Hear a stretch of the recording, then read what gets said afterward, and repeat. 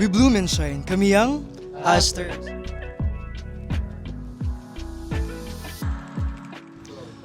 Abot naman po sa Talayaga album, siyempre makikita doon iba't ibang genre na talagang makikita at malalaman ng mga twinkles namin na kaya po ng Aster na makapagbigay ng mga iba't ibang songs at iba't ibang inspirations katulad siyempre sa mga pinagdaanan din namin sa buhay and sa mga alam niyo mga inspirations sa life, so yun lang po. That's right. Yeah. That's right.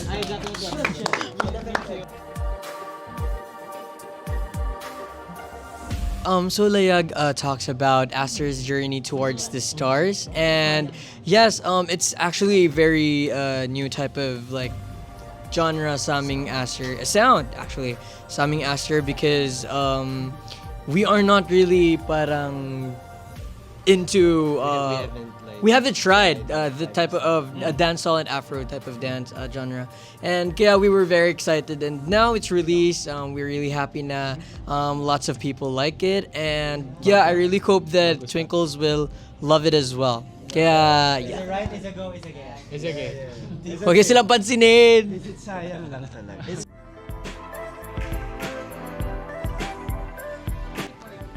Yes, like the preparation po talaga, like grabe. Like so super creative po naming lahat. Hindi during the process po like ngayon nga po sa like lagi naming sinasabi like puro ko like I like you. Hindi po ikaw nakasukat kita. Madami po nangyari. Like for example, yung song po kasi madami pinagdaanan before siya maging ganun yung final output niya. Kasi meron po revisions and yung revisions po noon hindi talaga siya nag-match sa vibes ng lahat. And then, nag-compromise naman po yung mga producer and yung writer. Thank you so much kala Renz and kala G. Ayan, thank you so much sa mga nagsulat. Maraming salamat kasi yung narinig niyo pong Layag, ayun na po yung talaga yung pinaka-best for, I think, na possible outcome ng Layag. And dun sa pag-create po ng Layag talaga, hindi po namin siya inakala na ganun siya kahirap kasi sobrang hindi po kami ganun yung sound namin kasi talagang parang powerful kami magsikanta. Hindi ko naman so inaano like parang as an Aster, mahilig silang yung voice namin like powerful. Pero yung Layag po kasi sobrang sexy and chill. Sobra talaga. Kaya nung nire-record po namin siya, like umabot kami ng almost a day. Since 12 pa kami, no? Yeah, pero yun. Pero sana po na-enjoy nyo po yung Layag kasi talagang pinur po talaga namin yung heart namin dyan and all the efforts. Yeah, for you Twinkles. Yeah. No, you cannot. Ano po, of course, we have surprises. And ito na yun.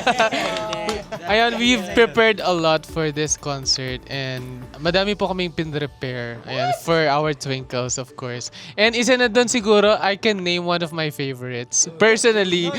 And all, yeah.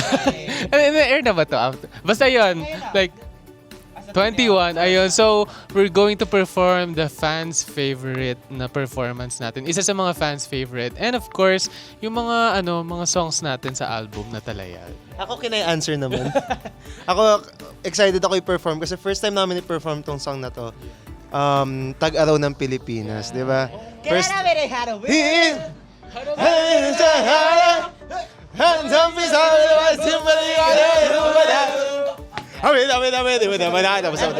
Can I add lang guys? 1 + 1 = 2. Hindi. So excited din po kami kasi like same with I'm an Idol concert. Like nag-perform kami of course with Psycho na dating group ni Kian. I hope na-teary-eyed ka. Babalik ka na namin. Hindi. So, paano ba?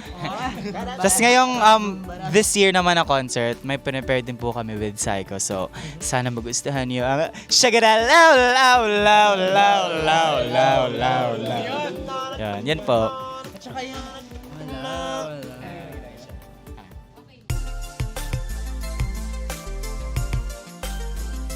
Siguro po itong concert po na to, fan concert namin po na ito ay talaga pong hinands-on po talaga ng bawat isa through script, through LED ideas, through arrangement of songs, through I mean like through dance talaga lahat kasi po for example yung mga subunits namin talagang pinur po talaga yung pinush po namin yung para pa magkaroon ng dance yung mga subunits and especially yung mga songs na ballad and all, and ayan. So, I say nakaka-proud lang kasi nagawa naming Aster na maka-help sa, especially sa paggawa ng buong show ng Starbound Aster fan ko. Kasi parang mostly po ng mga parang lahat meron po kaming involvement dun sa process lahat, like from performances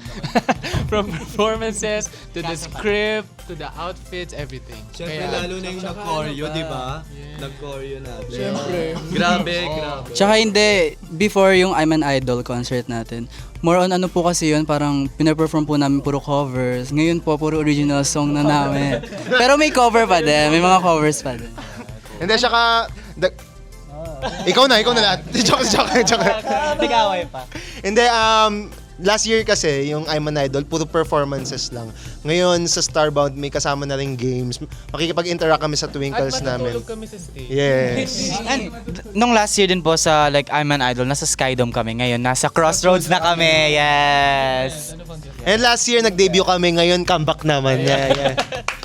Tapos last year hindi umulan, ngayon umulan. Tapos last year isang song lang yung meron kami. Ngayon album na. Last year, mabilis lang tayo dito ngayon. Sobrang tagal natin. Mag-move on na tayo. Tara, let's go.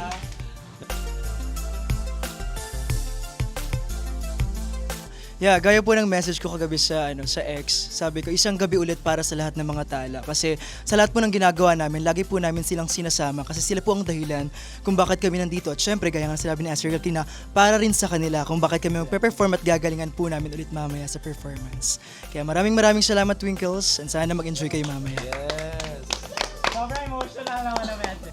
We bloom and shine. Kami ang Aster. Salamat po! Hari, bari, bari, hi. Hari, bari, bari, bari.